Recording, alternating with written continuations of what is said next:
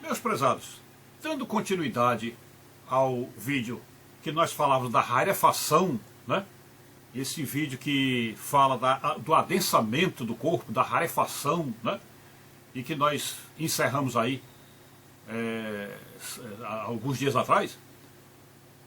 Agora vamos tratar de como o processo continua a partir dos 60.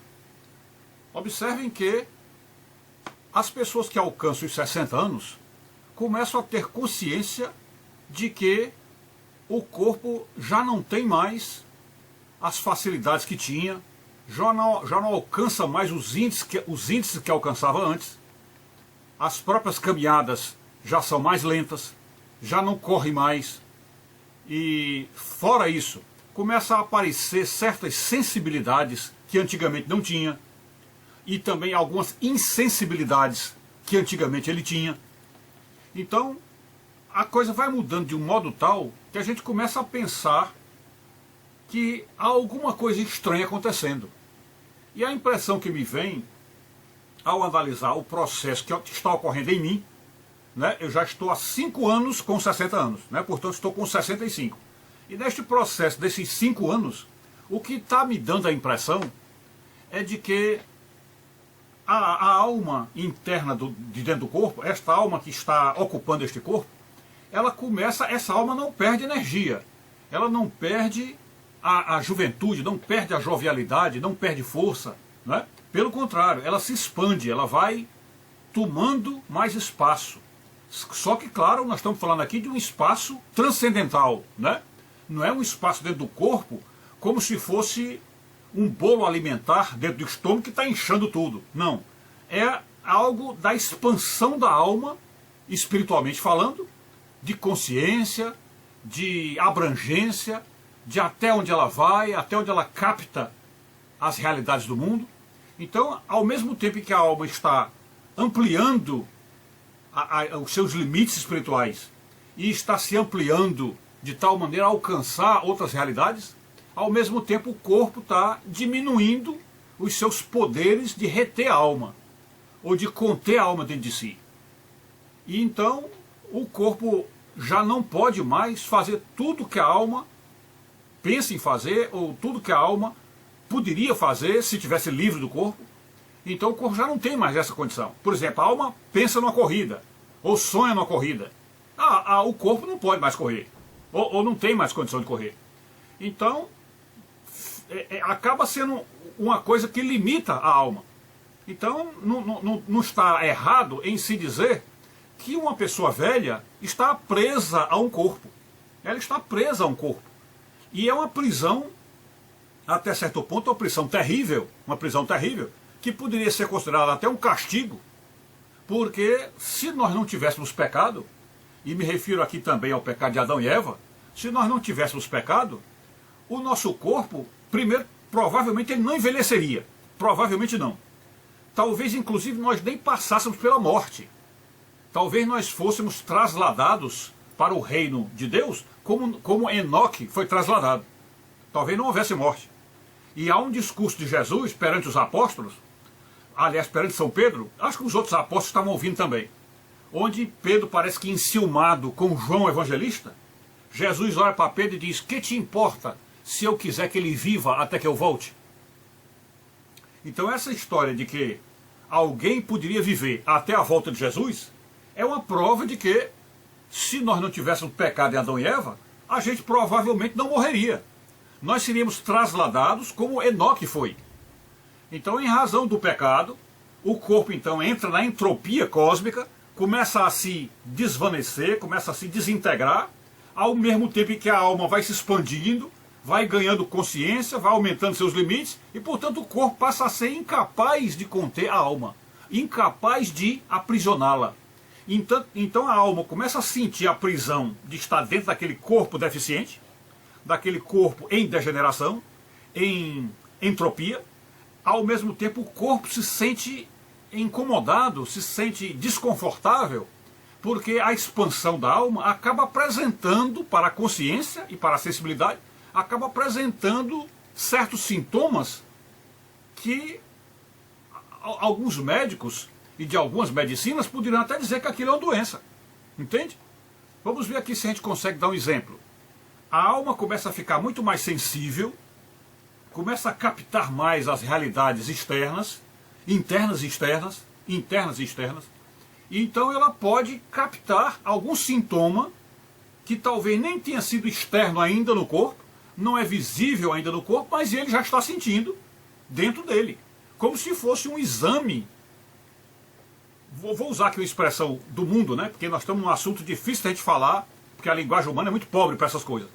Mas digamos que é como se a alma tivesse uma capacidade de fazer um ultrassom, olhando para dentro, e ela própria descobre certos sintomas ou certas, poderíamos até dizer, certas patologias ou certos problemas físicos, e esses problemas poderão ou poderiam até gerar uma doença mais séria, que ninguém detectou, os médicos não detectaram, os exames não detectaram, mas a alma, por estar dentro daquele ambiente e já conhecer aquele ambiente há anos e anos e anos, décadas e décadas, a alma descobre alguma coisa diferente, alguma coisa errada, ou alguma coisa que simplesmente não estava ali, e começou a aparecer, e aquilo pode ser algo que vai redundar numa doença, ou talvez até na morte. Então, um dos primeiros sinais é esse, o sinal de que a alma está muito mais sensível, está captando as fraquezas, as deficiências, inclusive as falhas que o corpo vai apresentando ao longo dos anos, e portanto a alma começa a se sentir não apenas presa por aquele corpo já envelhecido, o corpo já sem energia, mas também começa a perceber que o corpo está realmente indo embora. Está realmente indo embora no sentido de que começa a trazer sintomas de doenças, sintomas de problemas médicos, problemas físicos. Então a alma está sentindo isso. E ao mesmo tempo, como ela está crescendo e ficando mais forte, mais expansiva e mais abrangente, ao mesmo tempo ela também tem uma fé maior.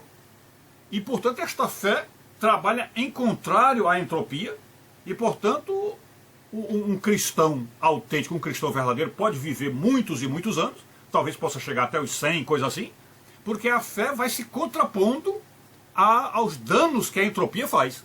Ela vai se contrapondo a isso. Então é muito provável que um cristão autêntico, genuíno, vá até seus 100 anos e vá de boa saúde.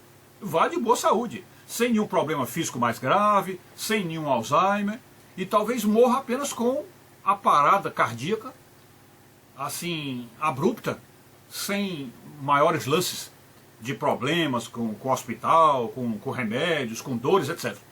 Então é muito provável, parece que isso seria, vamos dizer, o corolário normal do que ocorreria com um cristão que envelhecesse com uma fé robusta e com uma espiritualidade muito consistente. Então ele iria chegar até os 100 anos e talvez morresse de uma morte muito tranquila, muito sem problema, né? Então abordamos esse aspecto de que a alma fica mais sensível e capta melhor as coisas do corpo. Mas ao mesmo tempo notamos o corpo, como eu tinha dito para vocês, o corpo também está apontando seus sinais de deficiência externa, né? Como eu disse, a diminuição do ritmo das coisas, a própria voz fala mais pausada, o pensamento é mais lento, a caminhada é menor, já não vai mais tão longe da caminhada, já não corre mais. Então esses sintomas de que o corpo está enfraquecendo, de que o corpo está perdendo energia, isso aí qualquer pessoa dos 60 anos para frente começa a sentir. Isso é normal em qualquer ser humano. Agora, sentir esta expansão da alma, como se para a alma o corpo estivesse ficando meio diáfano, estivesse perdendo a densidade. Portanto, poderíamos falar começa a haver uma rarefação do corpo. O corpo começa, ele assim como você vê que a pele das pessoas bem idosas, ela começa a ser uma pele fina, quase transparente, as veias aparecem mais, sinais aparecem mais, fica uma pele mole, facilmente esticável, e quando estica não volta mais. É uma pele, como se diz, já pré-morta, né? Ou pré-cadavérica. E aquilo então vai ocorrendo, não apenas nessa pele externa, que cobre o corpo todo, mas em todo o corpo. Todos os órgãos, fígado, rim, coração, tudo, eles vão se rarefazendo. Vai havendo uma rarefação no corpo inteiro. Por isso que o mais provável das mortes normais da entropia, é aquela chamada de falência múltipla dos órgãos. Porque todos os órgãos vão perdendo poder, vão perdendo energia, vão perdendo consistência, e, portanto, chega um momento que apaga, e feliz o homem que o coração apaga, sem que ele sinta nenhuma outra dor, sem que ele tenha necessidade de ir para o hospital. Feliz o homem que isso acontece. Mas, no geral, é isso.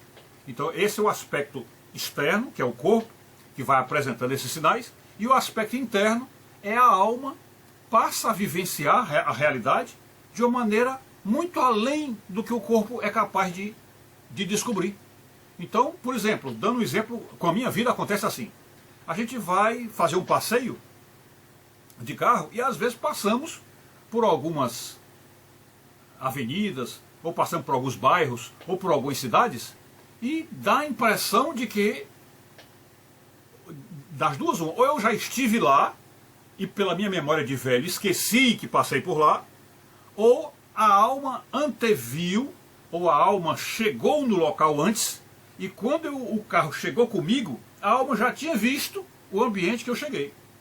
Como se a alma fizesse um voo fora do corpo, mais ou menos semelhante àquele que chamam de projeção astral, só que não foi uma projeção dormida e planejada para acontecer, como alguns grupos aí dizem que fazem. Não.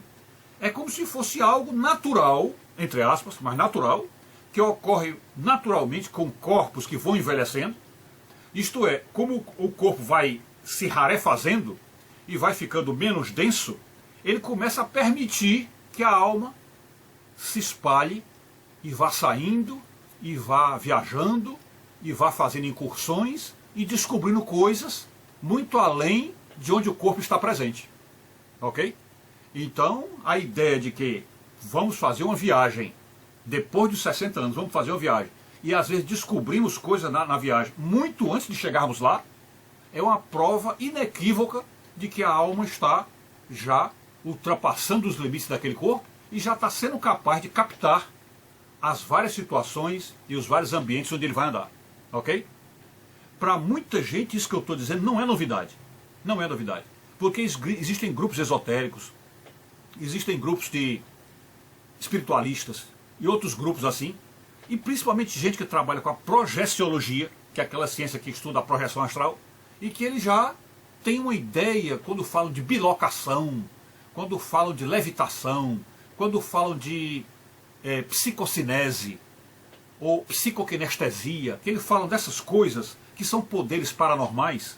Então, eles têm uma noção de que isso acontece, mas talvez não estejam vinculando isso à idade, ao passar dos anos. Porque talvez só estejam pensando nesses fenômenos promovidos voluntariamente por pessoas que querem fazer a experiência. Eles talvez só estejam pensando nisso. Mas eu ouso levantar a hipótese de que isso vai ocorrendo naturalmente com o envelhecimento do ser humano. Ou seja, com o envelhecimento do ser humano, vai havendo a rarefação do corpo e a incapacidade do corpo de reter a alma, e esta alma, por sua vez, está ficando cada vez mais expansiva, mais abrangente, mais profunda e muito mais poderosa, e portanto ela vai começando a ter liberdades com o corpo que ela não podia ter antes, porque o corpo antes era muito mais denso, muito mais forte, e aprisionava mais a alma ali naquele arcabouço, naquele esqueleto, que é o esqueleto da terceira dimensão, o esqueleto tridimensional. Então a alma estava afivelada ali, e todas as experiências que a alma tinha eram por meio do corpo. Todas as experiências eram por meio do corpo. Mas na velhice, quando o corpo começa a se rarefazer, e a alma vai se solidificando e se ampliando, ela então começa a ter experiências fora do corpo, ou além do corpo. E não no mesmo processo de uma projeção, aquela projeção consciencial, feita geralmente na hora de dormir, ou então em laboratório, porque ali é uma coisa planejada, uma coisa voluntária, uma coisa quase que rompendo com a lei de Deus. Mas essa da velhice não, é uma coisa espontânea. Vai ocorrendo até involuntariamente. Né? Quando eu fiz viagem para determinado lugar, eu não estava querendo visitar alguma coisa antes, não. Eu não estava nem imaginando o que é que ia ocorrer ali. Tá certo? Apenas eu percebi que o ambiente não me era estranho, não me era nada que fuja totalmente aos meus raciocínios.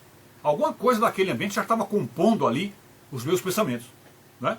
Então, é muito difícil explicar o que acontece. Muito difícil explicar o que nós sentimos. Mas é por aí.